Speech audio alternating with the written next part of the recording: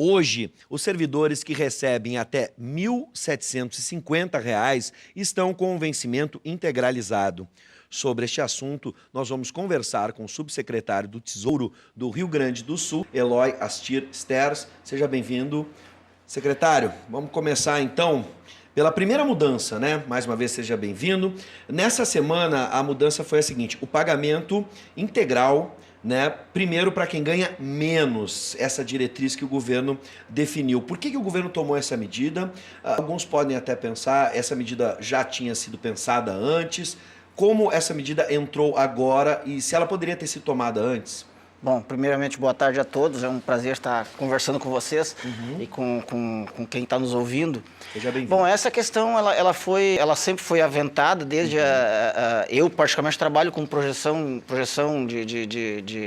do fluxo de caixa do Estado há muito tempo, então a gente sabia de uma forma ou outra, as pessoas que trabalham na Fazenda, principalmente no Tesouro do Estado, a gente já tinha essa visão de que em algum momento essa questão dos atrasos do salário ela viria por conta dos sucessivos déficits que ocorreram nos últimos anos e de forma alguma fazendo nenhuma crítica a nada, porque nós temos um déficit estrutural no Estado do Rio Grande do Sul. Eu costumo dizer que, por exemplo, durante muitos anos nós tivemos uma das melhores educações do país. Infelizmente, talvez não seja mais o quadro atual, mas nós tivemos uma das melhores educações do país. Por conta disso foram contratados professores, por conta disso foram construídas escolas e esses professores se aposentaram. Então, hoje nós temos um número de inativos e pensionistas que contribuíram durante toda a sua vida laboral para se aposentar e tudo mais.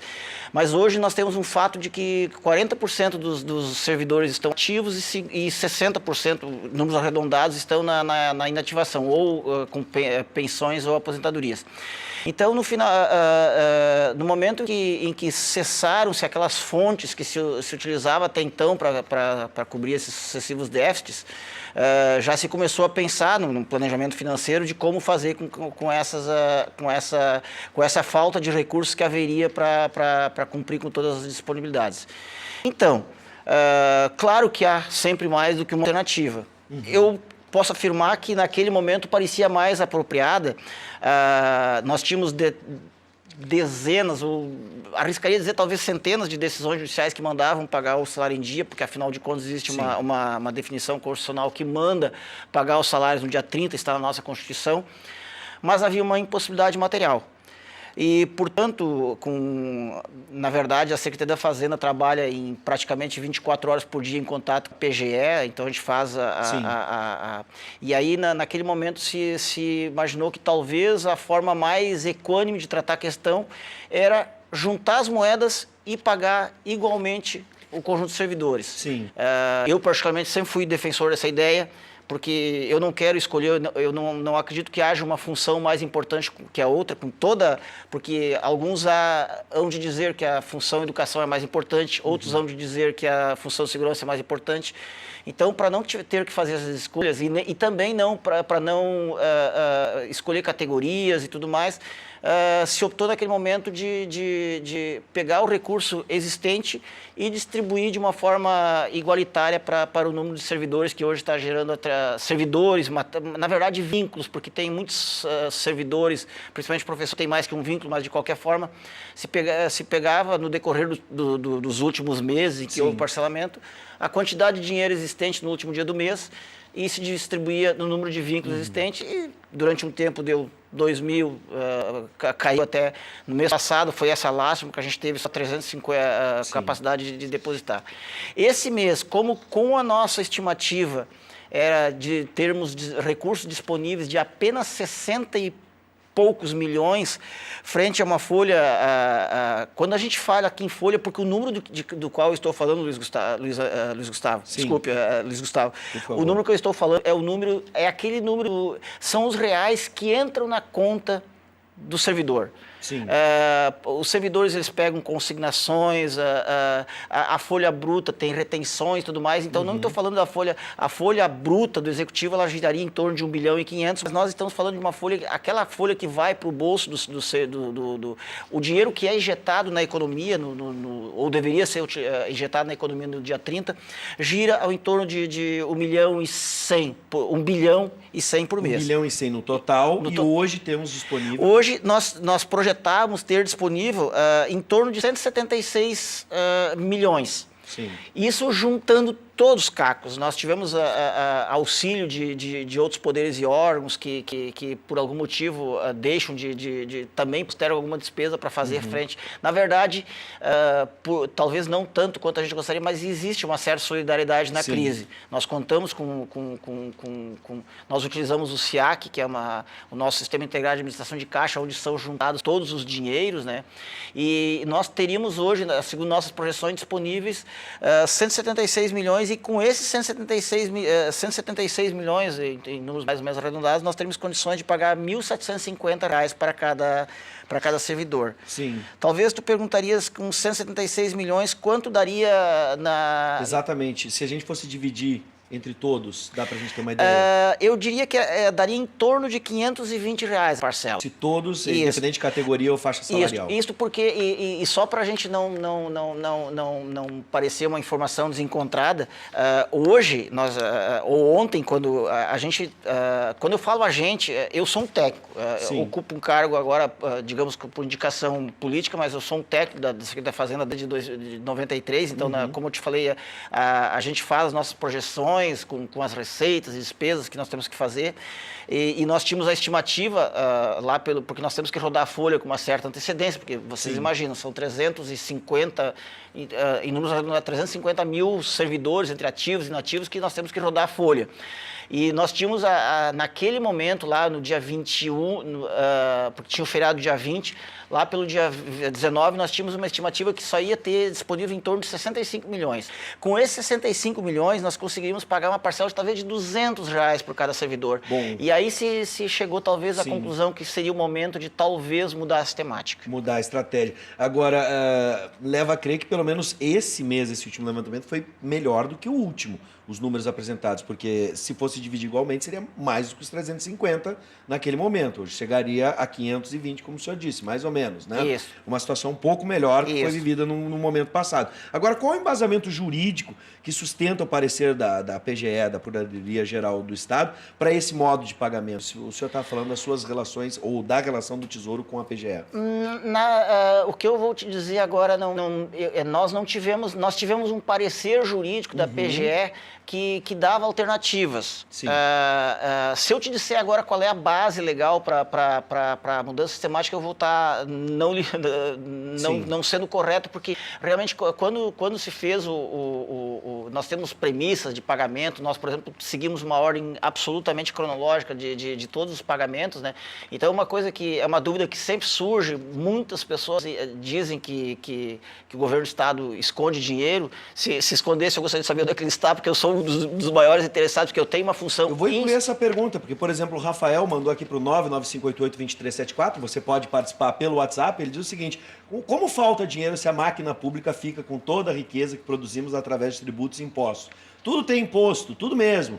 Tem que o secretário e o alto escalão receber salário mínimo, isso é justo, é ético. Algumas pessoas, às vezes, passam pelo impostômetro da vida e sabem que o Brasil tem uma alta carga tributária, seja municipal, estadual, enfim, federal. E aí ficam se perguntando se o governo esconde ou não dinheiro. Por favor, secretário, tenha bondade. Eu afirmo com todas com a credibilidade que eu tenho em mim mesmo, que essa é uma informação que não cabe, e nós...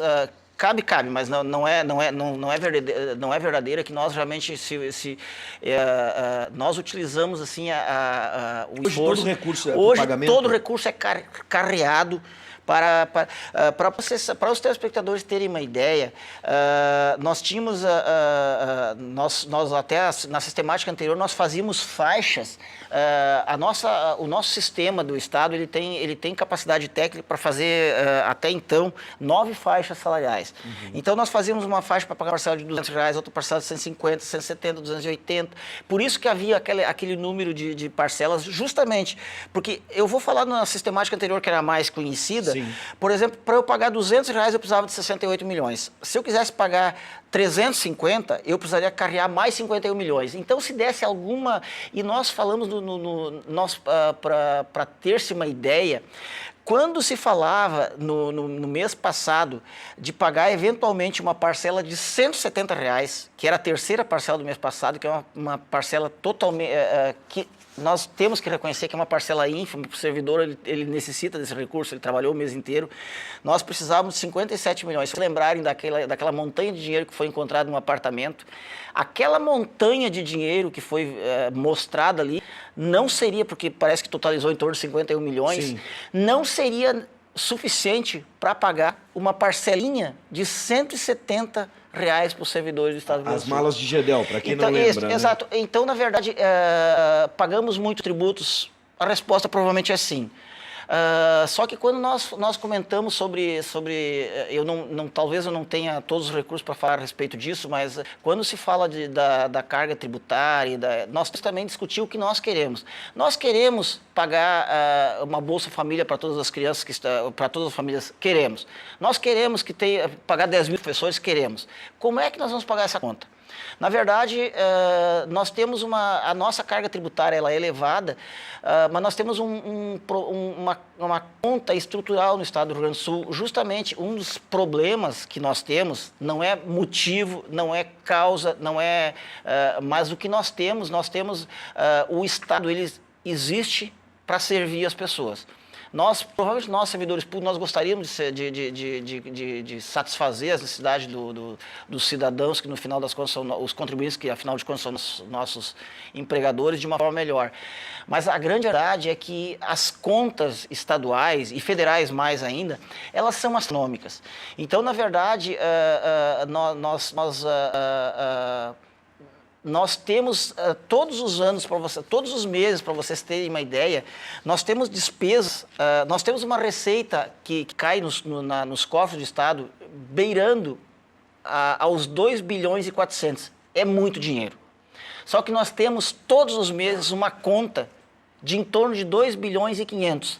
Todos os santos meses, de janeiro a dezembro, nos últimos anos, tem faltado em torno de 300 milhões por mês para nós fecharmos as contas. Bom, secretário, a gente está vendo aqui a situação, os números realmente assustam, mas a gente tem então uma proposta, né, o projeto que prevê indenização pelo atraso, né, desse pagamento. Como será esse pagamento? O valor vai incidir sobre a parcela em atraso? Como é que vai funcionar? Exato.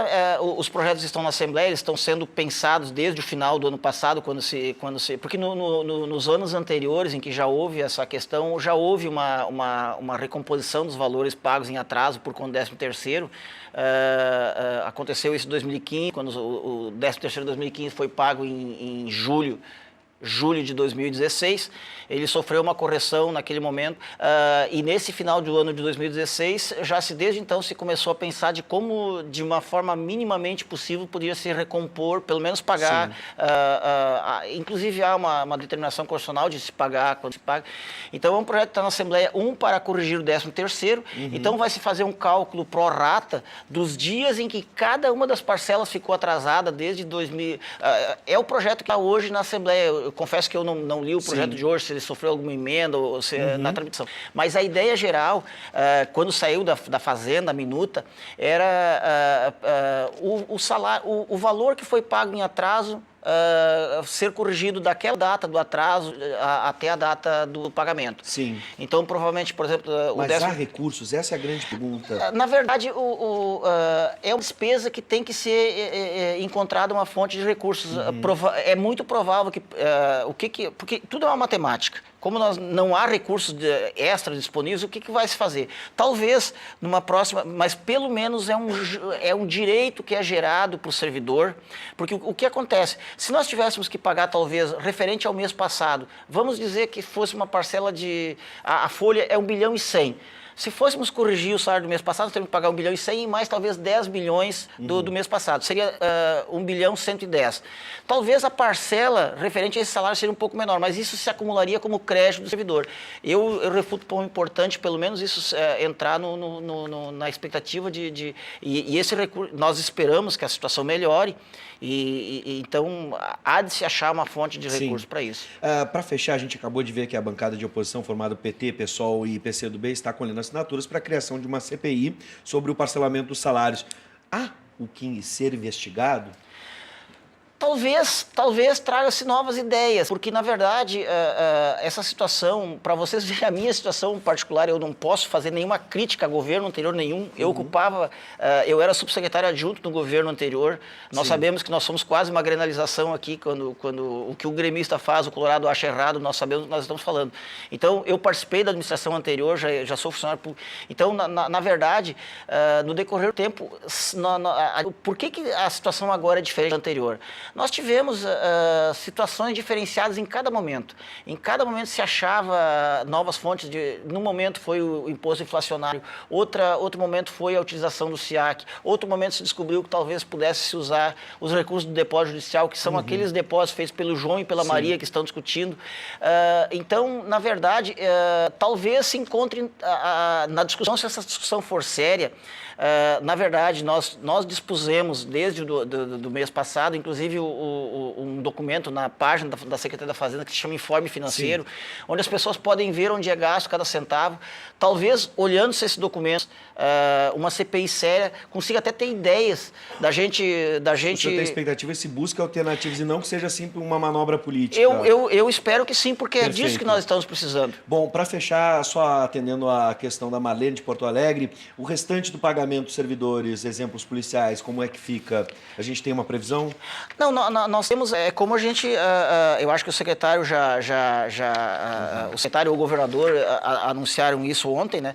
Nós temos a expectativa de que porque os servidores vão receber por suas grupos, claro. Os grupos foram separados por faixa salarial.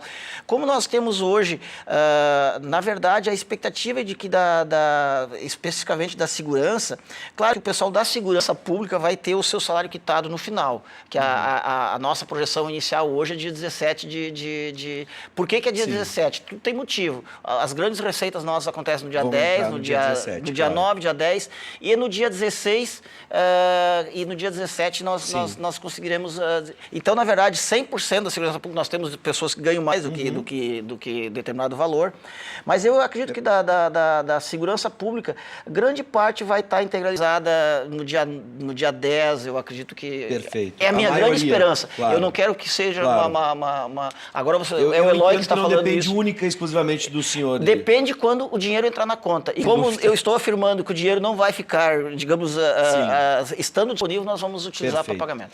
Bom, subsecretário do Tesouro do Rio Grande do Sul, Eloy Astier Sters, muito obrigado por atender o nosso convite e vir aqui trazer essas informações para o servidor e para o povo gaúcho. A gente sabe que é uma tarefa muito difícil e por isso a gente agradece mais uma vez. Seja bem-vindo sempre e boa sorte. Obrigado, muito obrigado por essa oportunidade. Nós entendemos que a transparência é muito importante. Talvez se a comunidade gaúcha soubesse da situação financeira do Estado há mais tempo, nós temos construído em conjunto uma compreensão maior. Sem dúvida.